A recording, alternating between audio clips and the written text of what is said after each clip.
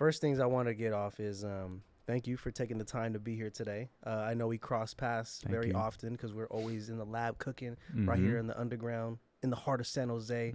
And, sometimes we don't get an opportunity to really like sit down and pick each other's brains. And we do time to time. We've already, I've known you for a while now. We've had our moments where we had a chance to like digest information together and just pick each other's brains. And I always appreciate that because it's always important to surround yourself by people that really want to like level up. You know what I mean? They want to, be motivated to pursue some shit. And I obviously see that within you. And we'll get into all those details, but I just wanted to tell you that straight up. You know what I mean? That I appreciate you for being here today. Thanks for having me. For sure. And appreciate it as well. So we can get right into it from the beginning. So it ain't exclusive. If it ain't an EMLN exclusive. Unless it's an EMLN exclusive. It's your boy BQ, and welcome to the EMLN podcast. We're right here in the heart of Silicon Valley, downtown San Jose, 408 Shark Tank. I'm accompanied by a guest today who, I just spoke of right now. We obviously know each other. Some might know of the brand that he's created. The brand itself is called SanJoseFoos. It's it started off as a meme page, I felt, which was, had some really good memes on there. Got a lot of people engaged. And then as, time evolved, the brand started growing, and then they started doing like more, not even curated, but like more local news, like actually name dropping things that people were familiar with. And then that's when I feel like it started to like really started gain, the leverage that you have now in the sense of like you reaching to all of San Jose, not just like one part of like downtown or east side. Like I feel like everyone's in the loop. The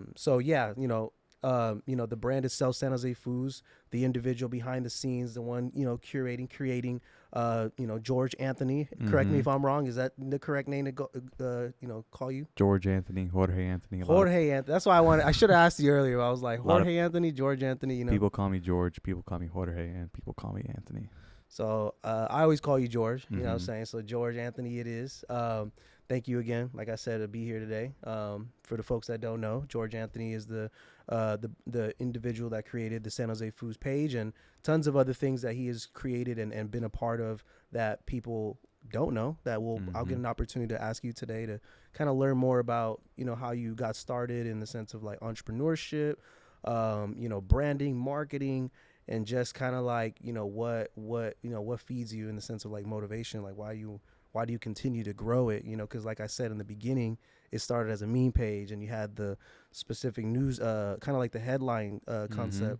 And then now it's like you're doing events with local businesses and you bring in a lot of awareness to a lot of things, which I feel like affect the city in a positive way. Like I said, we'll get into all those things. But so, yeah, man, how are you doing today? Good. How are you? I'm good, man. Just, I'm still trying to get used to getting in the motions of podcasting again because it's been such a long time. When we first met, I was dropping the last of my season, which was literally like almost 2 years now at this point. And at that time, I didn't even really feel like mentally engaged in it. Like I kind of felt like I was falling off with the substance and what I wanted to talk about, like, just the interest, you know what I mean? So that's why, I knew I wanted to bring it back, but now that we're actually doing it, it's we're just getting in the motion of it. So it feels good. So to your question, I'm doing good, man. Just getting back in the rhythm of things. So that's good, man. Is this season 3? I don't even, honestly, bro, you know what, dog? Like I used to do the seasons. Like I had my first ever podcast was called Tapped In with BQ, and I did interviews with people, same concept. But then that was like 2016 to 2018. And then I did the Low Key Facts podcast, which was just like everything at the time. Everyone was like, that's low key facts. Like everyone just always said that. So I just kind of went with it. Obviously I don't put too much time into the whole developing of the brand. I just like go with it, and then I stopped that. And then I just decided to build my podcast around my brand, the one that I've started from the beginning, which is EMLN, which I feel like for the ones that don't know, really illustrate kind of like, who and what I want to be around, who I am. And just like, it's a lifestyle. It's not just a brand. Like people that really put in the work understand exactly what it means. And it really started, I'm sorry to kind of go back on you. I see what you did there. You're podcasting me now. Like that's insane. Did you figure out what you do? What do you mean? Like what do you do? What is EMLN? EMLN is, it's crazy you say that because I bounced around with the shit, you know. Yeah, we've talked about this before, and the one question that everyone always has is, what is it? Yeah, yeah. Did you figure that out? I believe so, yeah. So simply a media company, you know, that highlights the urban culture in Silicon Valley. That's it. Easy. You know, when I first started, I did with the fashion, and I love the fashion, you know, because I was always buying independent local brands. I was buying local brands in other cities, and I always liked bringing brands from different cities to San Jose, because people were like, damn, where'd you get that shit at? I'd be like, I got this shit from Houston. I got this shit from LA. And I'm like, I know for a fact you don't got that shit, you know? So I always had this kind of like, well, I don't know, like this like of always having the exclusive shit. Like even when I grew up in Davis and Oak Grove, I always wanted to have the certain jerseys that people didn't get. Like I wasn't getting the Niner jersey, I was getting like Michael Vick jersey, or I was getting the Deion Sanders jersey, like just the players that people wouldn't traditionally have and stuff. I think that was kind of like a Bay Area hyphy thing though. Like everyone was rocking jerseys back in the day, you know. But yeah, so I'm gonna cut it right there because he's getting me good right now because I'm podcasting you. But I like where it's going. This is natural combo right now. So George, for the ones that don't know, yes, like a lot of people are like, you know, San Jose is almost at a 2 million population. I think it's a million. It's almost at 2 million, bro. Where'd you get these numbers 1.8 million the last time it was recorded. Santa Clara in County, 2020, bro. That's Santa Clara County, right? Was at 1.8. We could double check, and after the interview, I'll put the link, whatever. But it was almost at 2 million. It was at 1.8. So this city is going really close to being in that, you know, halfway point to LA, because LA is such a big city that everyone always refers to as like the land of opportunity. But I feel like as time has changed, like everything is evolving now. Like Silicon Valley has built a name for itself, not just through the tech, but from all the other creative elements that exist in the city. What is it? It's 1.8. Ooh, I the told city you. of San Jose is 1.8 million. 1.8 million, bro. You joking? I've been saying this from the get, bro. Like our city is growing, and there's opportunity. So what I was gonna get at though is like, you know, your brand is correct me if I'm wrong. Is it 100,000 or is it almost 100,000? It's like 96.2 thousand. That's fucking pretty damn close if you ask me. And if I'm doing math correct, that's like what 1% of that population. It's a percent. It's a percent. That's a pretty serious number. But I just looked today. The last 30 days, we reached 1.8 million accounts. That was the last 30 days. Bro, you reached all of San Jose. No, it reaches farther than that. Oh, so yeah, I for sure. I think maybe it's reaching like 10%. Yeah. But, you know, most of San Jose isn't really online like that. Yeah. Everyone just kind of comes and works and does their thing, and they don't really pay too much attention. You know, we know because we know everyone that is involved in the local community and the online Instagrams, things like that. But I feel like most people aren't. I see your point. Because, like, even in San Francisco, like, I heard during the daytime, it's like 1 million population. But, like, during work hours are done, it's like 300,000 people or whatever that number is. That's crazy. That just goes to show, like, how busy a city that has the money, you know what I'm saying, economically is thriving, how much people gather around. And that's why I'm trying to get at. Like, San Jose is heading that direction. And you and I have had countless conversations about this. This is just finally us recording and talking about it. But we know San Jose is on the way of, like, growing in so many directions in different industries, from like the event space. I mean, you see the music in the park, you know, the culture night market stuff. You see San Jose Jazz. You see a bunch of events that are brewing, and even new events. You know, I know you did your event too. So it's like there's a lot of new players in the game that can really create some serious momentum going into the future, because Google just bought, you know, I don't know the number of square footage, but I know it's a ridiculous amount. They're building their whole campus by the SAP Center. They're redeveloping that whole area. They're putting landmarks that are costing millions of dollars. I can go on for days about the change. All I'm trying to make is that the point I'm trying to make is that there's going to be an economical shift that's going to occur, and it's already happening before our faces with the inflation and all the bullshit that's affecting, you know, regular people, middle class and lower income people. That the gap between the rich and the poor is going to get bigger. Unfortunately, and big disparity. It's fucked up. But the reality, this is just, you know, what it is to live in a capitalistic society, which, you know, I'm not against, because without it, I wouldn't be able to create my own business and my own source of income, which I encourage people to do. That's why we did the culture night market, because we see people want to create their own income, their own solution, their own pathway out, and we just simply provide them a way to do it. You know what I mean? And I think when people actually have the tools in their dispense, they're willing to work. You know what I mean? I mean, this isn't a blanket statement. There's obviously tons of people that don't want to work. They want, you know, handouts and shit. But I think the vast majority of people, they want to create and build. I don't know where I was going with that shit right now, but San Jose's changing. It's evolving. It's changing for sure. So when I first came here, right, because I'm originally born and raised East LA, Whittier, California. Yeah. I came out here when I turned 18. Just came out here for some opportunity, really. Met someone. He was like, hey, let's come do some business up here.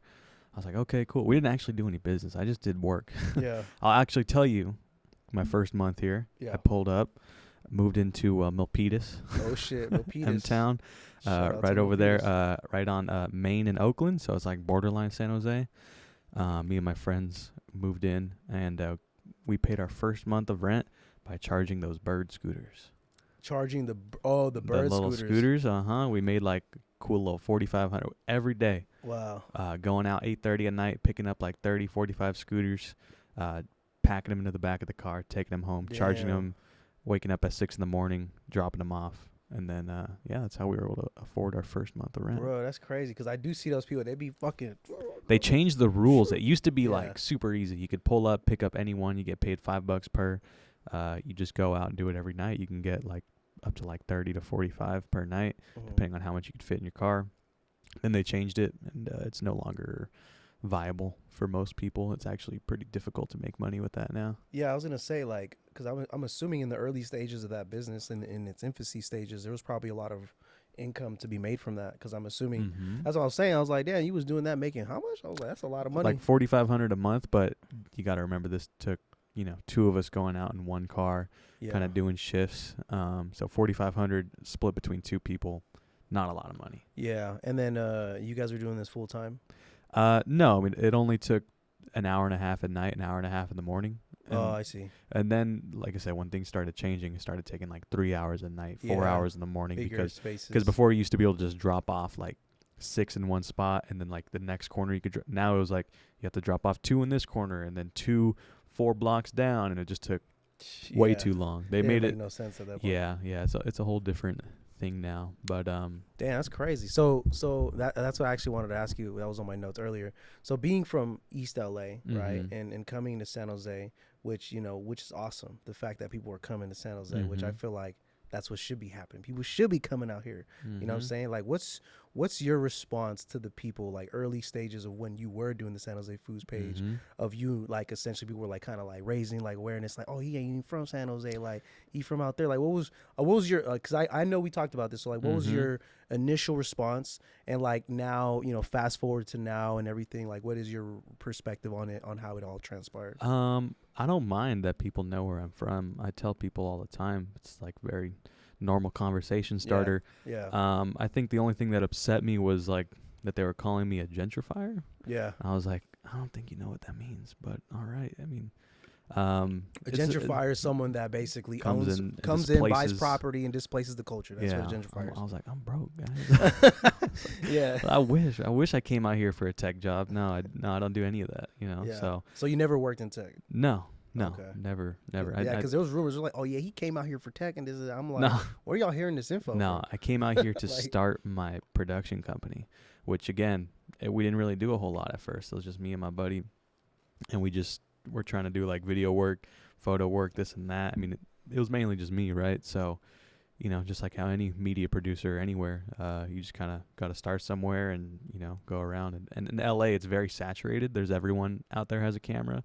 So out here, I was able to like, stand out a little more. But even then, it still took till like 2020 to even start getting, put in the right direction, like truly. And then the pandemic hit, and then we all kind of had to wait about a year to like really get back into motion in a good way. So, just an entrepreneur, I guess, so media creator. So like, did the location of San Jose occur to you from you, or was that from your partner? That was from my partner at the time. And what was his input? Like, why did he say San Jose? Because he lives out here. Yeah. Oh, okay. Yeah. He actually, he was one of my friend's cousins, and he was like, he saw some work that I did back in LA, some video work. He He was like, oh, I like that. Like, we should work together, you know? And I was like, sure. I was like 17 at the time. Yeah.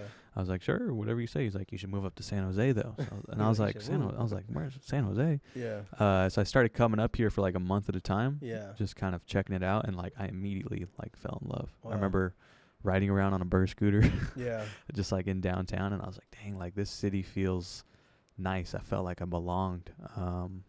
I never really felt that in LA because I was like, I'm pretty young, you know, for getting into the industry at like 17. Mm-hmm. But like, it's like, you know, the TV film industry, just doing like editing, things like that, shooting videos.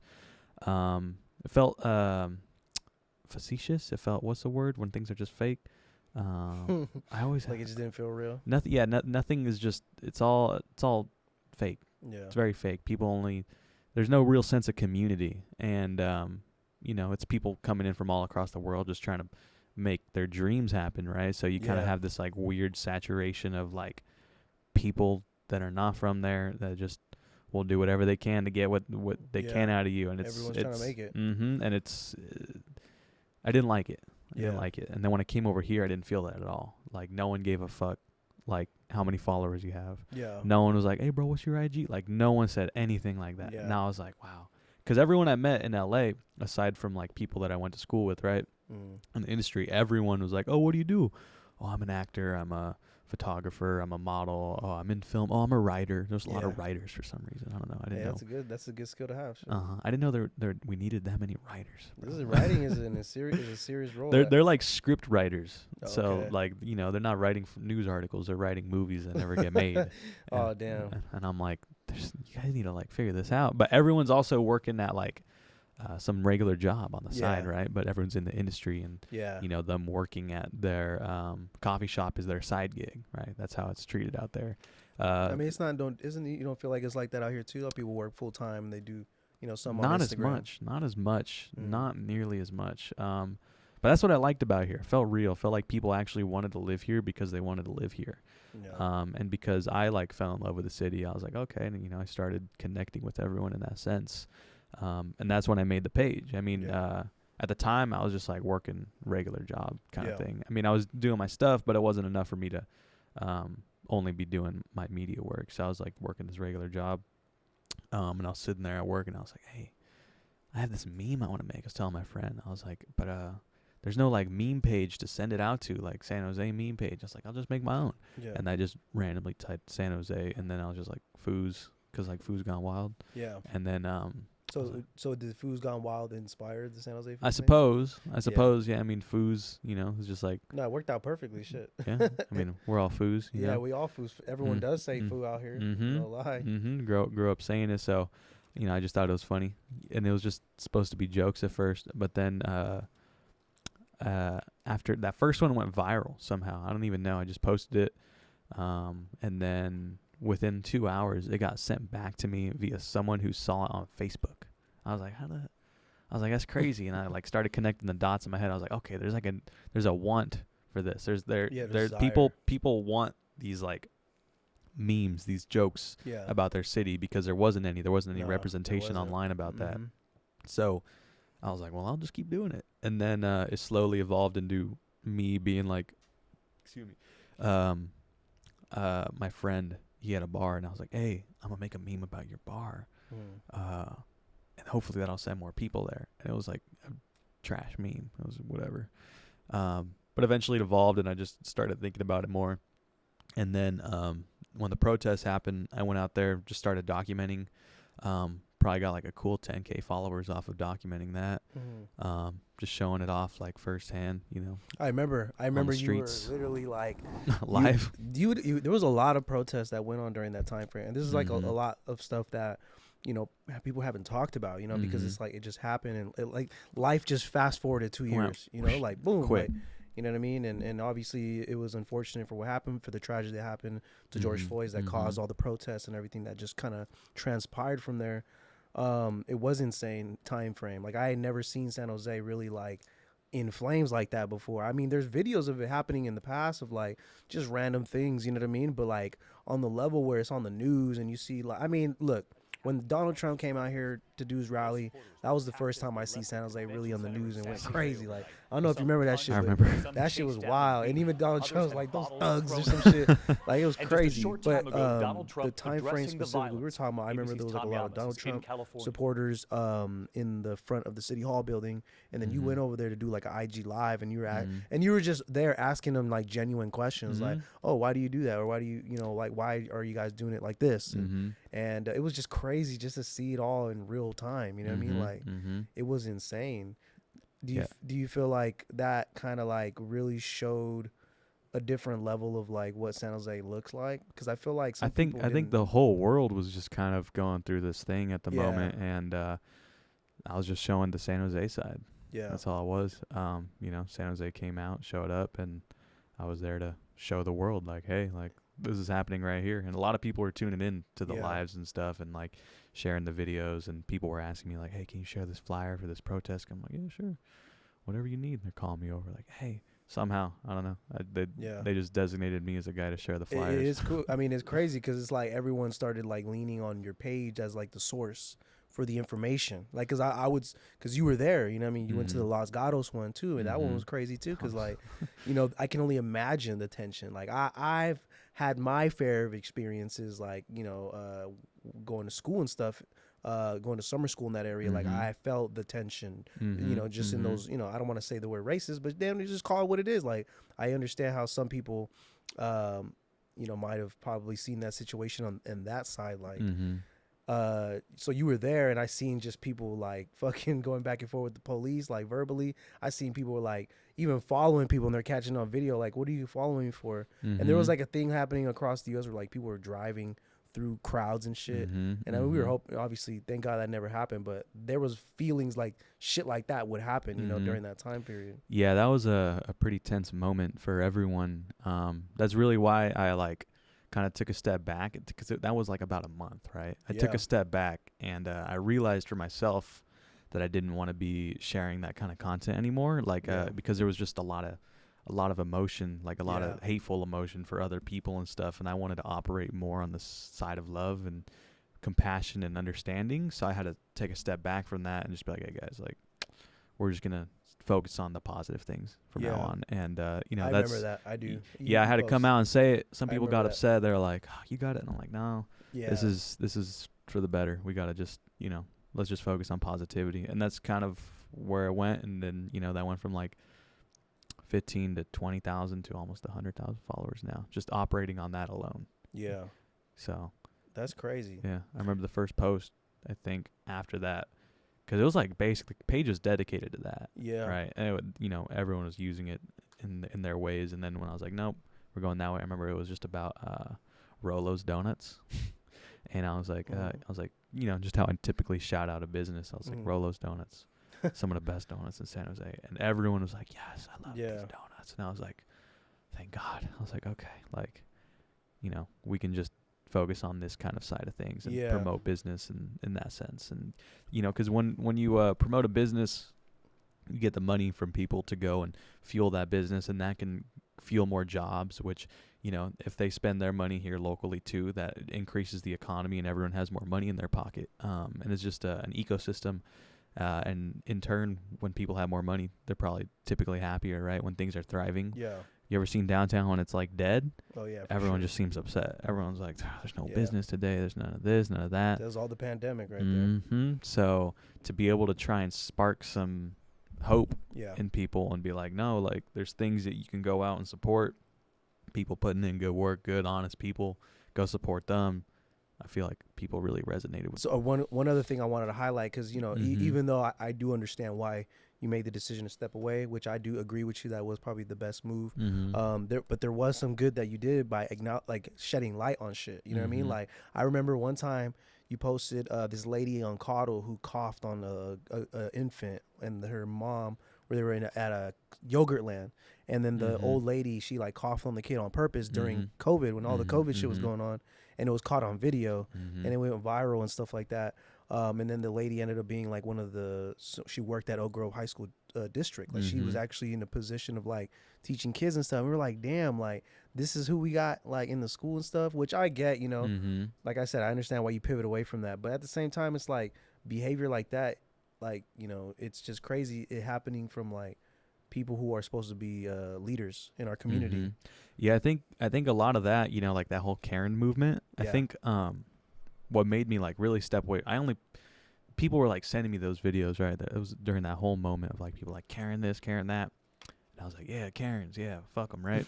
And then I kind of took a step back and I was like, it's just like a mental health issue thing. Really, like no one in their right mind would be going around and doing that, right? And, you know, we can call them names, call them this, call them that, call them Karens. But like at the end of the day, like that person just isn't right in their head. And like I feel like as a community, as a society, we need to, it's hard, but we need to be able to show more compassion for those that need it the most. It's very hard, you know, but that's kind of where my mindset has been, is like, instead of putting people down, how can we uplift one another, you know? There is a lot of fucked up shit going on right now, just economically, people going through tough times, and mental health. Like honestly, I was saying this, like, you know, during the COVID shutdowns, like it was especially bad during that time, which obviously we've been trying to get out of that, which I feel like we have, you know, we have events and a lot of things going on, but people are still dealing with shit.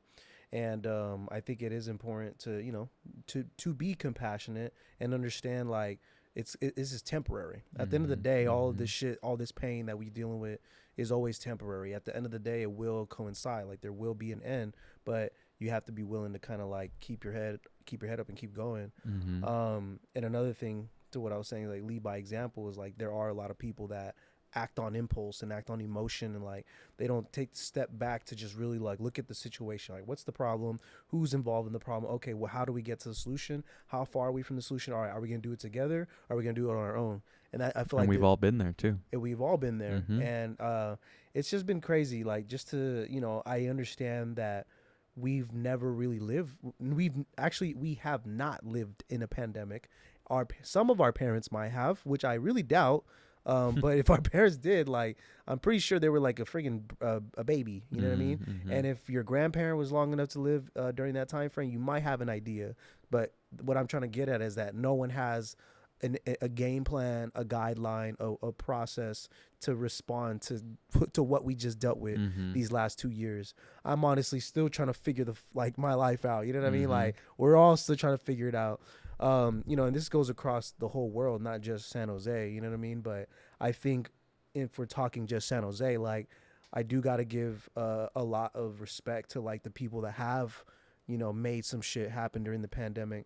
And one of the things I wanted to shed light to was like a lot of the things that I seen you do with, cause you were talking about it, like, you know, spreading the economics, like getting the attention to a small business, so that way that business could thrive and they can take advantage of this whole, you know, ecosystem that we created.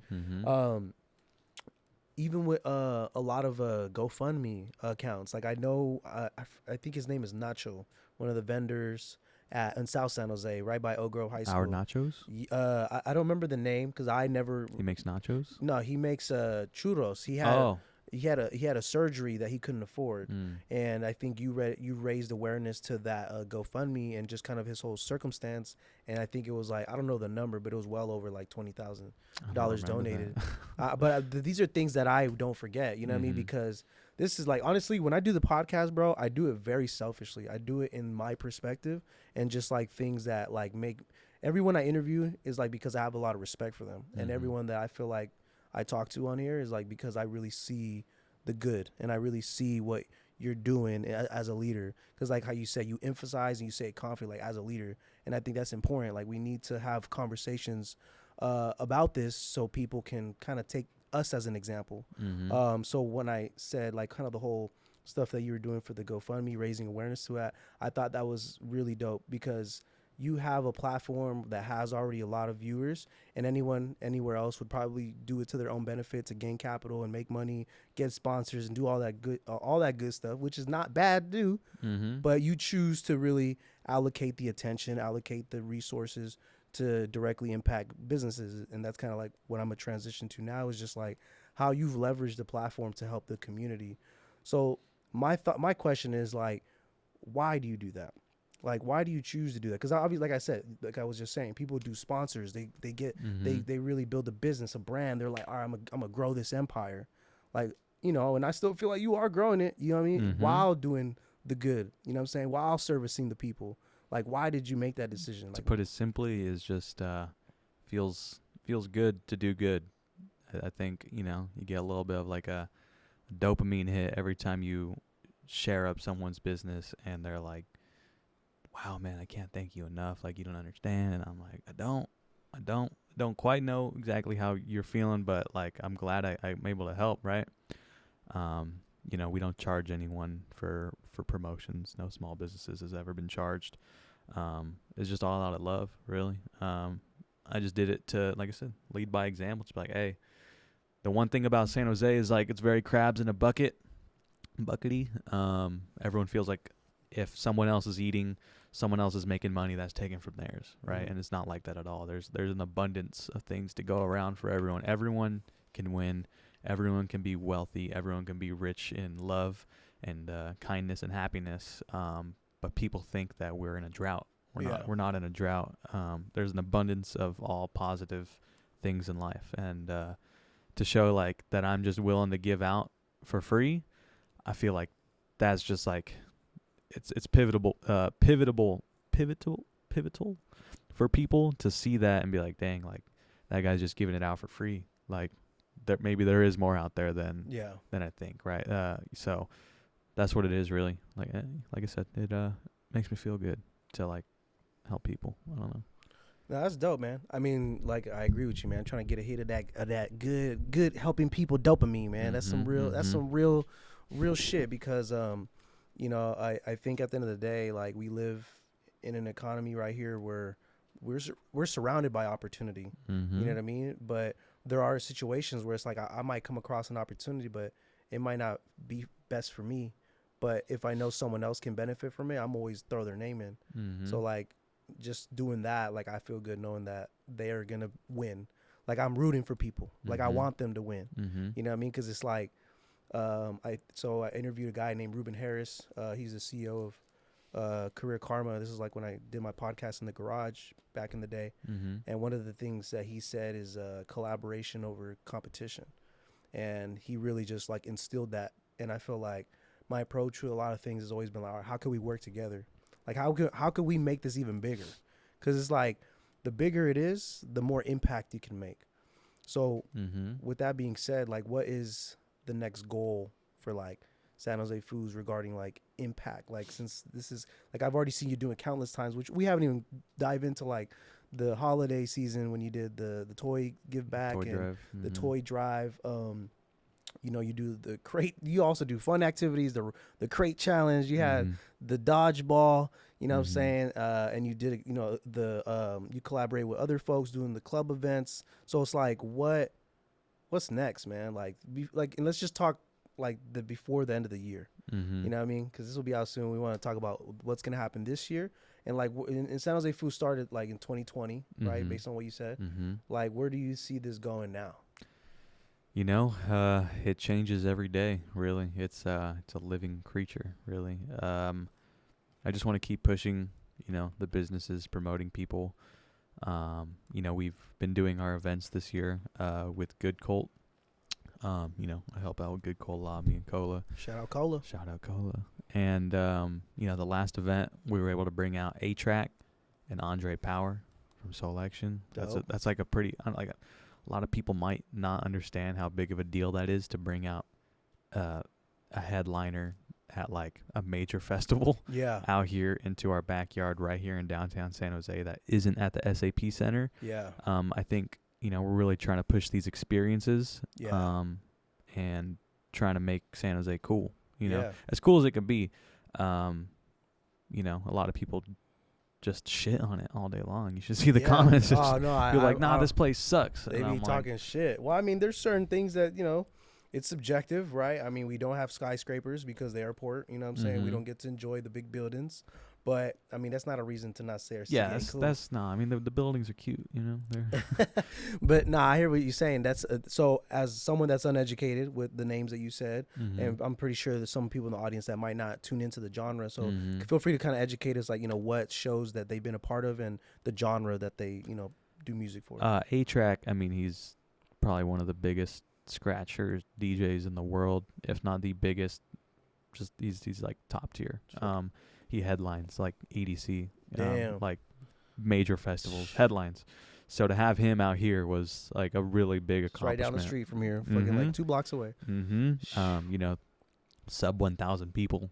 The only time you're really seeing him is if you're in like another country. Yeah. Or Vegas, maybe. or you're seeing him like 30 feet away up on a big stage, right? And everyone has to pay for that collectively. But no, we were able to pull our money together and put on a good show. Andre Power, he co-founder of Selection. They're been making moves for some years now. That's a pretty big one. Because San Jose is like it's not a main market. Yeah.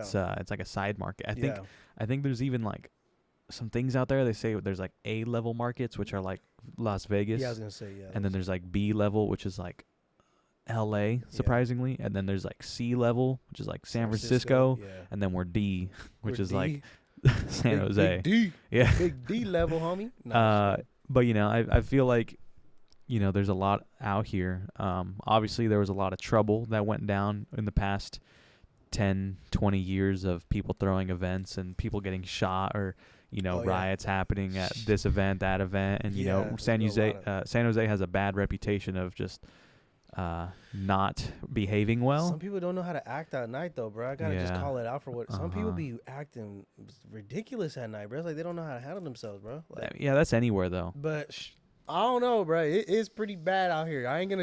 I've been other places, bro. I've been to Fort Lauderdale in the club scene, bro, and as active as crazy as people on the street, ain't no fights like the ones I seen in San Jose, bro. It gets pretty wild out here. I don't know why either. But what I will say, it has seemed like we're pushing forth this like new peace and love, positivity, no need to fight mindset, and that's like a major thing for me. Is just like, again, if we can just keep pushing this, like, there's no reason to hate one another. There's no reason to hate on anything at all. Like, you shouldn't hate anyone, even your biggest enemy. You gotta love them. Yeah, you gotta love your biggest enemy. And that's just what like me and Cola talk about that a lot. Just push love. But San Jose, B market, we have a bad reputation. We can it's sort of fading away, and new players are coming in, like you said. Yeah. A newer, younger generation of Sanjoneros, the Zalians, the Sanjos. the Sanjos. No, they're coming in here, and it's I see a bright future for downtown San Jose, and it's gonna bleed out over to the surrounding areas. It's gonna go towards the east side, the south side, even the west side, north side, all that. It's all just it's all getting better. That being said, I think what a lot of people bring up to me is gentrification, right? They're like, oh, people are upset because of the gentrification, and I don't know if that's really an excuse to be rude or vulgar or hateful. I don't think so. You can only control yourself. You can't control your surroundings like that. So that's it, really.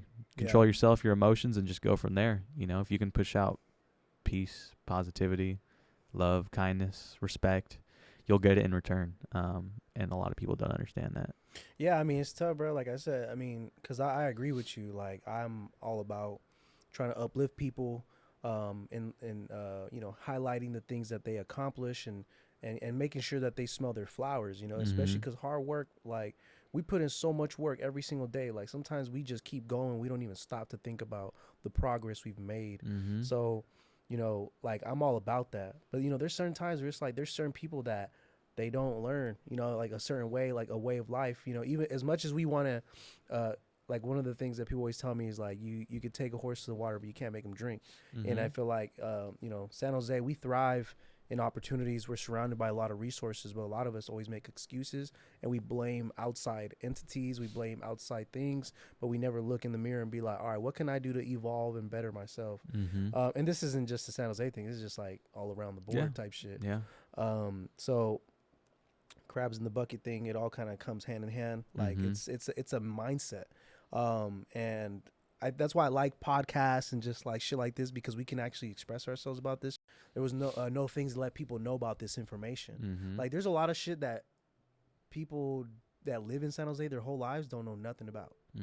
Like even the tech thing. Like I didn't get into the tech industry until I was like, till like 3 years ago. So like 25.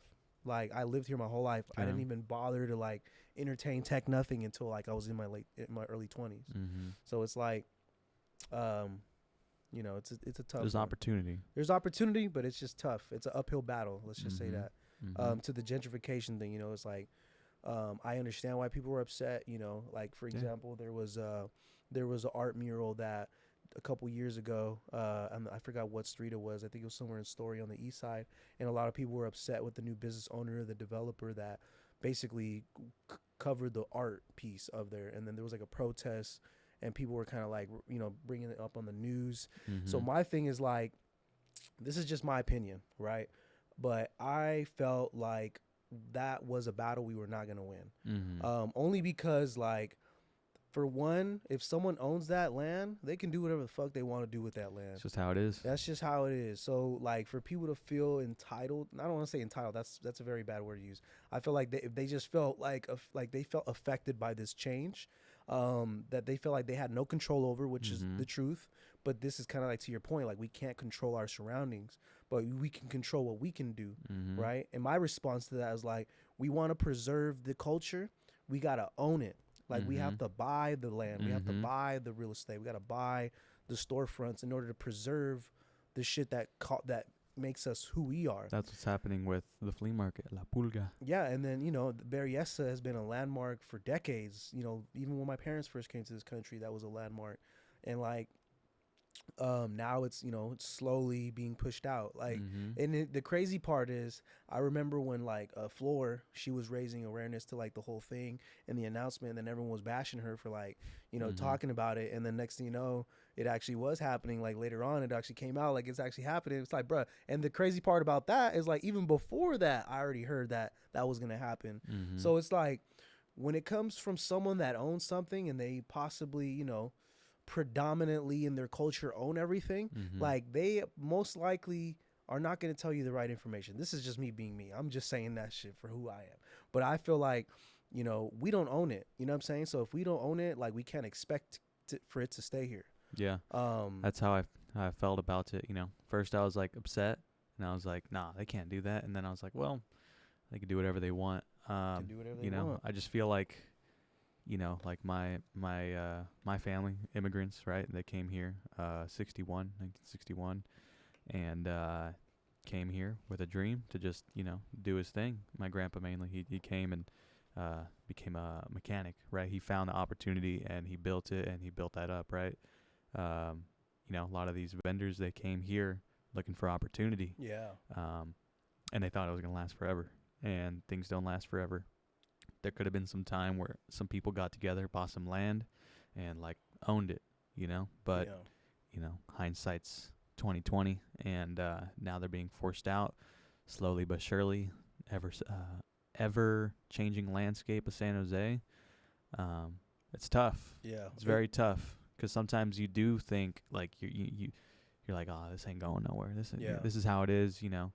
And then things change, and it's about how you react to the change. Yeah. You know, you can be upset, you can throw a fit, and a lot of times it's needed. You know, sometimes there is unjust change, and like someone needs to stand up and say something. But a lot of times, even though it's unjust, it may just be how it is. You know, it's nothing illegal. There's nothing that they're doing wrong. You have to look at it from their side. They're just trying to get a bag. You know, I'm sure a lot of us would also just get the bag as well. They wouldn't be like, the roles are reversed. People would for surely go to the money. So, you know, all we can do is just go from here and just learn and grow, and try and take that knowledge and move forward and, eventually own some things and, build up that generational wealth that way. I remember even a lot of the vendors like that are from Berryessa, when they cut it in half, a lot of them migrated to the Capitol Flea Market now. Mm-hmm. Like it's super packed there now. Like it used to be packed, but like now it's like really packed, like, which is dope too, because that's also a landmark. It's been there for a while, but Berryessa is definitely the more well-known location. It is sad, man. I mean, that's just like, like to what we were saying earlier, the gap between the rich and the poor is going to get bigger. Unfortunately, this is just the truth. Like, and that's why I always like to shed light on the tech stuff, because I was doing it for a little bit. That is a career path that a lot of people should start looking into if they're in the field of something that translates. Because there's a lot of skills that are going obsolete now.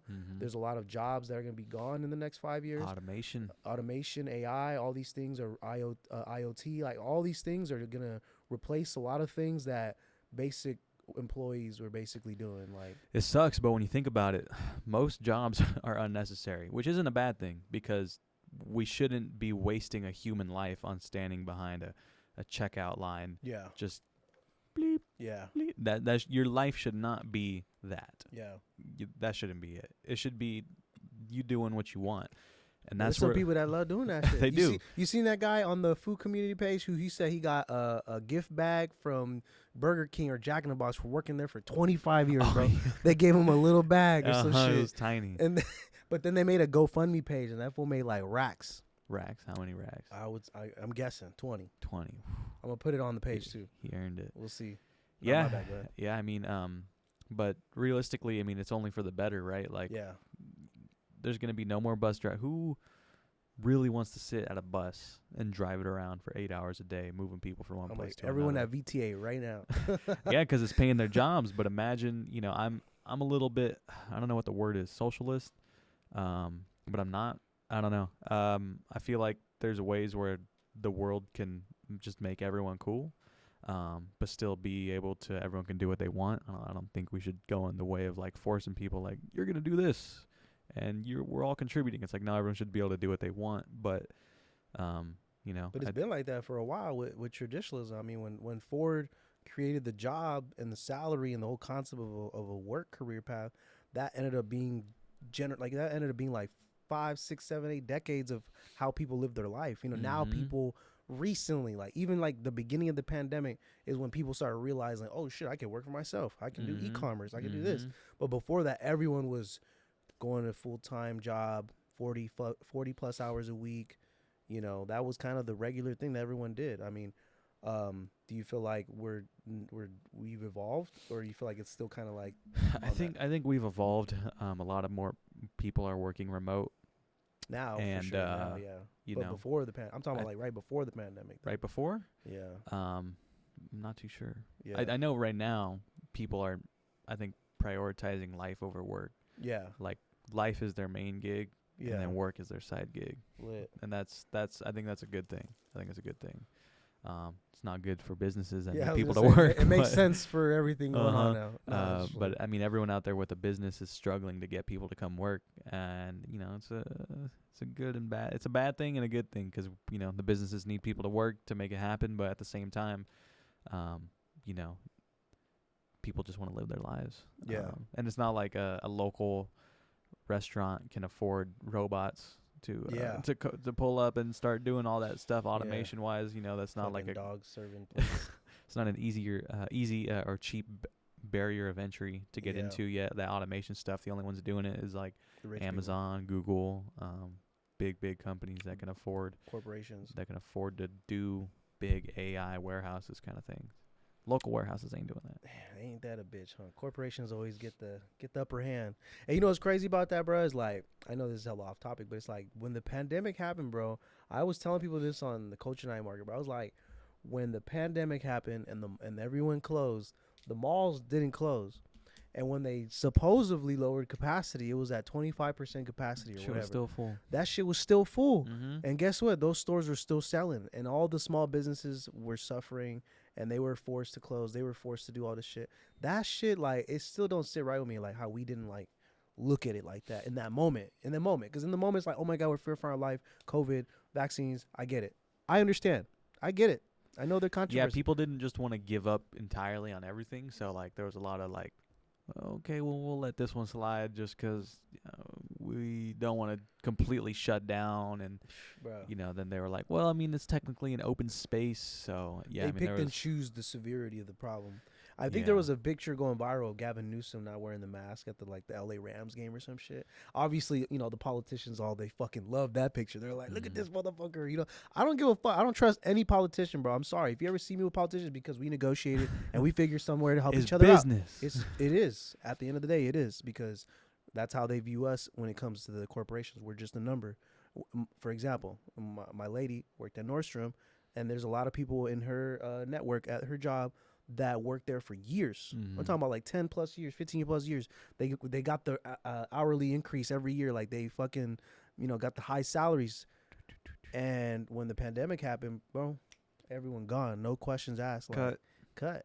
And that, when the shit hits the fan, guess who's the one that really gets fucked in the end? It's the people that put in all their life and soul into these companies. And then when it's their time to like face this problem, they have no support. And, I understand that's a way deeper rabbit hole, but I just want to highlight that because, that happened at these malls. I'm talking about Valley Fair, Oak Ridge, Eastridge. Like, everyone, corporation, I guess, is guilty of this. But at the end of the day, it's like I said, there was no blueprint to respond to this problem. You know what I mean? Nope. And the next time it happens, it'll probably happen again. In 100 years. If anything we learned from with history. With the robots getting oppressed. Yeah. Like Can't wait for iRobot. that. You seen iRobot? Yeah, Will Smith. Remember how the other robots, they got thrown in the crates and shit? They fucked those robots over, bro. I like Ex Machina. What is that? You haven't seen Ex El Machina? You saying Ex Machina? No. Bro, it's a good movie. You know Is Ex that a Machina? movie? One of the best movies ever made. It sounds like a Spanish version of Terminator or something. Ex Machina. No. No, I ain't seen It's that. watch it. It's about AI. It's about AI. It's really good though. Matrix? You like Matrix? Yeah, Matrix is cool. Matrix by AI too. When I was a little kid watching Matrix, I just liked all the slow motion shit. Didn't even know about the storyline. So I rewatched it later. I was like, holy shit. I was like, my mind was blown, bro. It's good. It's crazy. It's a good one. So real quick, I want to take a moment to enjoy this Airhead that I got from a local business. You want me to grab one? Yeah, could you grab it? Want to show the people in the camera real quick. We got Airheads. 60 calories. Is orange. It's gonna, we're gonna donate 60. We're gonna take 60 calories. So yeah, man, this is from a local smoke shop. I smoke weed, and George on the low takes a couple droplets or something, whatever he likes to do. If I smoke weed, I get too high. I feel you. But I'll hit my girl's indica or sativa. Indica. Sativa gets me crazy. This shit was like needed. I just like sucking on it. Yeah, there was no reason for this. I just wanted to do this. Let me take one bite because I'm doing a podcast. I can't be doing this. Like, I don't know if you ever seen the other podcasts, but they don't let them drink. Like, they don't let them eat gum and shit during the podcast. What podcast? I like Breakfast Club. That's a radio. That's why. Well, it's on podcast if you look it up. So, are you asking me what podcast I listen to? Is that what you're asking me? No, but sure. Let's hear it. All right. I like The Breakfast Club. That's an interview, I guess. I like Andy Frisella's podcast. I like EYL, Earn Your Leisure. I think that's it. Those are the only ones and then Nice. I'll probably listen. I don't listen to it by choice. Lisa likes to listen to Morbid. Morbid. You ever heard of it? No. It's like they unpack cold cases. Oh shit. It's like it's like that. Yeah. That Law and Girls Order. love that shit. They love that boring ass shit. Who said that recently? Andrew Schultz. He was all like, Bro. he's like, these girls love these cold cases. They do. Hey, you watch The Flagrant? That's another podcast I like, actually. Flagrant? The Flagrant too? Mm-mm. You don't have it? No. It's with Andrew Schultz. Oh. It's his podcast. I don't really pay attention online that much. No, that one's a good one. I actually want to do a podcast very similar. It's really dope. Where he just has your friends and they just bullshit. I like Frank Castillo's podcast. Frank Castillo. You don't know Frank Who's Castillo? that? He's Put from me San on. Jose, born and raised. Put me on. He's at the comedy club. He's a regular at the comedy club. Okay. Frank Castillo. He just fucking rips dabs for like 4 hours. That sounds like my kind of guy, bro. He's the guy. Cool guy. I got to tap in with him, bro. See what's good. So get my own. I'm trying to get a dab with you, bro. See what you about. He uses some crazy shit. If I just even like was in the room, I'd be too high. It's fun though, you know. Sometimes getting high is fun, bro. I can't Just do that. appropriate times getting work done. I used to. First, I used to. Now I am. Just get celibate. too. No. I'm just playing. I'm just playing. Why did I think the same word too? He's like, I'm celibate. No. Nah. No, I was sober actually the most this year, like entirely 100% clean, sober. Damn. Then I went to Hawaii real quick. Hey, Had a drink. Just had a drink. And then I didn't drink again until the event. Popped some champagne, celebrated a little. Like I said, that was a big one. Nice. But yeah, other than that, What kind of champagne did you pop? I don't know. It's just a bottle. You're just like, I know this is I champagne. just sent someone to buy it. You're like, pop this motherfucker. Good to go? It's good. All right. How long are we in the audio? An hour. Okay, cool. No rush. We'll end in a little bit. So I guess as we transition to the end of the podcast, before we go into the conclusion and stuff, I have a question I want to ask you. Obviously about San Jose, my hometown, Shark Tank. You know what I'm saying, San Ho. Yep. When it comes to the food spots, and I know you love the food spots, and I know you Yeah. and Chris, y'all be going crazy, going to spot, meeting the owners, meeting the chefs, meeting everyone, the whole staff, damn near the janitor, bro, which is dope. We do. True. Out of all the locations, because I'm talking about like, San Jose got one of the biggest Vietnamese populations to the pho, Let's hear it. to the big Latino population. Let's we hear have the Mexican food. We got a sprinkle of some black-owned businesses, and you got some of that fried chicken. We got a lot of shit. Tell me. We got some Jamaican food too, and some Somali food. But when it comes to all the food places, I'll make it easy for you because I know I ain't gonna condense it down to one. What's the top 5? Top 5 in your book? Let's go. Ready? In your book that Number you 1. like and you enjoy. Coming in at number 1 was Santo. Wait. Whoa. Let's start it opposite. Let's go with number 5. I already said number 1. No, you didn't say it. I didn't hear it. Okay. Starting at number 5, Lavix. No, I'm just kidding. Oh, I'm about to say it. I don't know about. I can't really say in order, but I can say my number 1. All right, go. It's Santo Market, bro. Santo Market, Bro, their poke goes so silly. It is the best. I could eat it every day, probably. I ate it today. He said, I ate it today. It is so good. I love it. I went to Hawaii, and I was like, oh, man, there's no way it could be better than this, right? And I was right. The best poke in Hawaii is at this place called Foodland. Yep. And they have the best poke, and everyone agrees. I mean, there's a couple of like side spots, like this place over in Maui called Tamura's, very close. But Foodland, that's the number 1 spot. Everyone agrees. End of story. I came back and I asked Mark, the owner of Santo. I was like, "Hey man, why is yours better?" And he goes, "Well, actually, I learned the recipe from the head chef at Foodland, and then I just made it better." And I was like, I fucking knew it. Damn. I was like, we got the best poke in the world right here.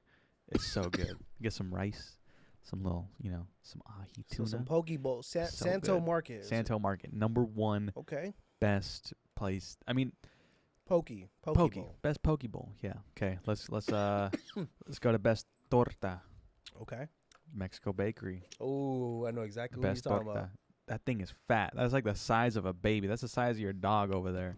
It is so Thanks. good, and you could eat half of one and be good.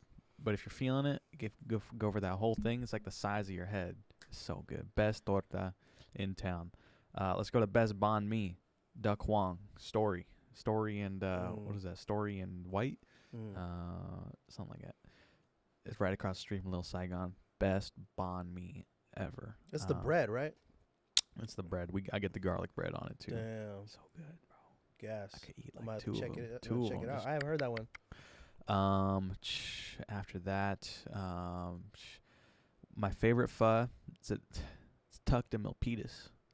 Pho Kim Long. Is it the one off of Capital something? Capital. I think it's Montague Expressway. Montague?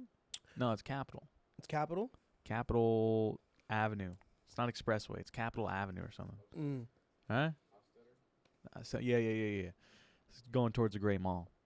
That's my favorite. Other than that, we're talking. It's like right off the freeway, right? Yes, right. You can do a little. Until 3 in the morning. It's like no. That one's Pho My number 1. Okay, that's the one I know. Yeah, that one's cool. I mean, it's cool. They're open late. Yeah, so I'll give clutch. it to them. But Pho Kim Long, that's my favorite. A lot of people ain't gonna agree with me. Next after that might be Pho Hanoi with the fresh noodles. Pho Kim Long has fresh noodles too. Where's that? Pho Hanoi is in the back of Little Saigon, that Grand Century. Yeah, Back there. It's tucked. Deep back there. After that, Spicy Roy's the best Caribbean food in San Jose. I mean, he only does pop-ups right now, but he's a homie. He's my neighbor. He's Where my was good the friend. last one you did? He goes to Ghost Town Brewing in Oakland. You know what's so fucking funny about that? He's like, hey, want to come help me with the just do like the register? This was like 2 weeks ago. I'm like, yeah, sure. He's like, we're going to do it for 12 hours. I was like, oh my God. But I still went and helped out. We were like there for like 8 hours or something. Nice. He's like, yeah, it's going to be at Ghost Town Brewing in Oakland. I'm like, okay, cool. Yeah. Love me the town. I pull up, bro. West Oakland.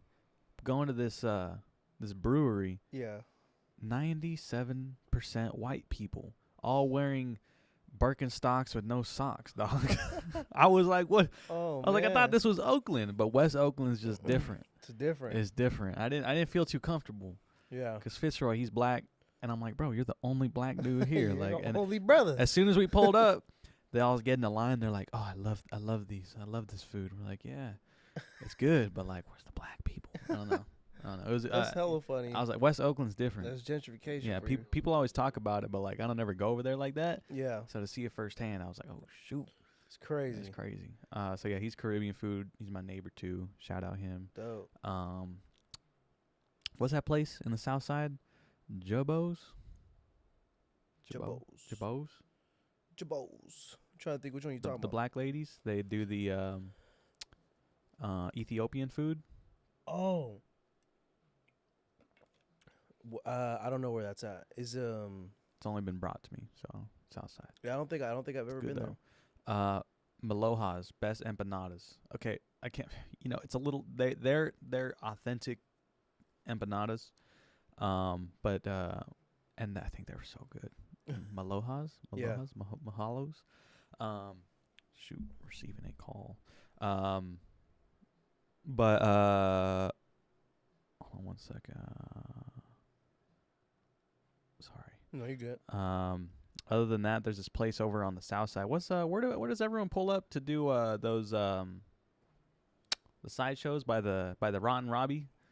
Oh yeah. On Monterey. South Side. Yeah, on Monterey. South Side of Monterey. Lady Gomitas is like right there sometimes too. She parks up there or whatever. Right next to the liquor store. Yes. So right over there, there's a empanada spot. Also pretty good. Wow. Nice. Very good. So this is the top 5 right there. No, That was there's like so top much. 10, but There's so much more in there. You know, I could keep going. No. This is a good database for the ones tuning in, man. Because I mean, there's a lot of shit out here, and like I said, I've learned a lot of spots through you guys, and I'm pretty sure hella people in San Jose got put on hella spots through you guys. I mean, you literally just said 1.8 in engagement, million, like a million, bro. Yeah, dude, it's actually crazy. It's been effective, like really effective. Putting businesses on. The sourdough bakery, one of my favorite sandwiches. That's probably my favorite deli sandwich in San Jose. It's the original. Where's that at? First and between First and Mission and First and Taylor. Oh, okay, by so First and Heading. down. So it's still in downtown North Side though, technically. North Side? Right off of Japantown. And when I first went in there, I was the only one in there. It's a fucking trip. You go in there, that place looks like a whole other planet. It's crazy. All these paintings from decades of Barbara, and it's just like, whoa. And I eat the sandwich, and I'm like, this tastes like home. Like, I don't know how to describe it. It just tastes so good. It's so, like, it's simple, and it was good. And I kept going, and again, I'd always be the only one there. Literally the only one there. And I'm like, this don't make any sense. So then when I post it, that video probably got like almost 400,000 views. They got so much business that they had to hire someone else, and like they started selling out. Damn. Just from one post. That's fire. So then like recently I made them their Instagram account, you know, trying to put them online. Yeah. Just to help them out. That's just for love too. Yeah. I'm just like, y'all deserve it. Facts. And then a lot of people talk about Freshly Baked down the street. That's her stepson. Don't know the family beef there, but He said don't know. I don't know if there is even. Just saying, but you know, stepson's over there. Probably my best sandwich spot in San Jose. That's not a banh mi. So the point here is, folks, is that San Jose has a very broad options, very diverse options. For I can folks keep going. I know you can. That's you know why what? I'm Okay, like, I'll give you one more. all right, give him one gem. There's this place. I haven't even had it hot yet. Yeah. But I think it might be up there. Ooh. It was only so Mr. Shrimp, remember Mr. Shrimp that I was talking about recently? He's over up on 13th. It's a truck, right? It's a truck, yeah. He's new. I was over there hanging out with him, and he says, hey, you ever had tacos Monteros? You ever had that? Over on the east side, Tolly and McLaughlin? Yeah. Or Story McLaughlin? Yeah. Bro, it might be the truth. I only had it cold, so I can't say for sure, but it was really, really good. Traditional. It wasn't even traditional like street tacos. It was like a lifted street taco experience with like this like mushroom fungus on there. It's traditional like Mexican stuff. I forget what it's called. Don't ask me. But damn, it's gas. It was good. I need to go when it's hot. There's so many taco spots. You know, a lot of people are like, oh, it's not LA. It's like, no, you just got to go to the right spots. Yeah. So no, that's true. Another question. Does that really say tattoo on your tattoo? One sec. Yes, it does. I just noticed that right now. I was like, you haven't noticed that? I just noticed it right now. R.I.P. Virgil. Tattoo. R.I.P. Virgil. Listen to, like, what's your regular playlist, like what you actually enjoy listening to genre-wise? And then I want to get your input on San Jose music scene. I love all music equally, I swear to God. All music. So long as it's good. You can catch me listening to Alan Jackson's Chattahoochee at the same 15-minute time span. I'll be listening to some Larry June. Hey, good job, Larry. Good job, Larry. I just saw his documentary. Suck it to me. Sorry. He's funny. I like him. I didn't like him at first. At first I was like, this guy isn't even trying. But then I was like, nah, I get it. I like it. I enjoy the music. It's player music. We got it playing off in the background over there too. Yo. I don't know. I like house music, like some old school. Dr. Gabba, that's the homie right there. Super underground shit. Dr. Gabba. Local talent wise. Yeah, just the scene, the landscape in general. It's a tough one. It's a tough one because there's not a whole lot of like people that blow me away from San Jose. Yeah. You know, there are like people that I've listened to and have, like, for example, Getter. He's from San Jose. I love all of his shit. I mean, I don't listen to his stuff on the daily, but you know, when he was dropping it, I was like really fucking with it. You know Getter? No, I don't. Getter's like I was like, I never gotta listen to he songs. was on like Osla, you know, shit like that. I'm gonna look into it. I'm posted right here. Bop, right there. He did Tara Reid, his rap alter ego, very good. Yeah.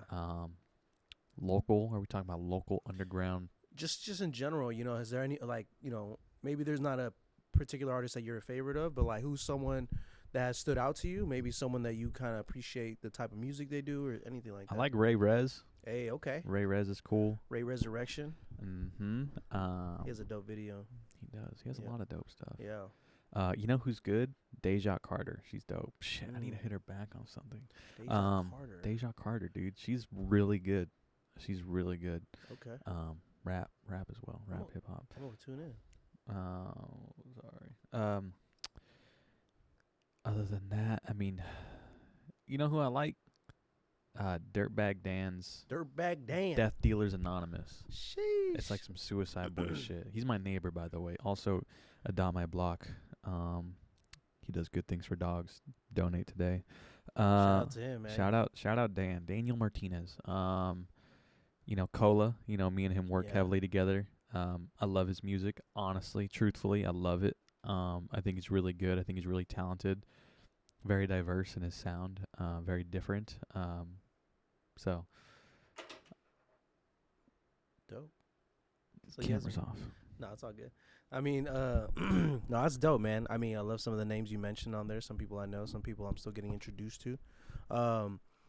You did say someone that just stood out to me right now. Someone. Deja Carter? Yeah. Was You know it her? Deja? No, I don't. Oh, it was somebody else that you said. I just literally just Ray Rez, Getter, get her. Nah, see, Tara Reid. this is the weed kicking in right now. Oh shit. It's a late hit. No, it's all good. But yeah, man. So I guess to kind of conclude everything, I got a good understanding of all the things I was curious to ask you, and I learned a lot just having a conversation with you today. And I'm pretty sure the audience appreciated get to know the face behind the brand and all the things that you do for San Jose in the sense of curating content and events and uplifting the city and also uplifting those businesses during this crazy ass time. So shout out to you, man. Once again, thank you for being part of this podcast. I know we talked about it damn near since like last year, so I'm glad that we finally made this happen Put today. it into fruition. Yes, sir. Action.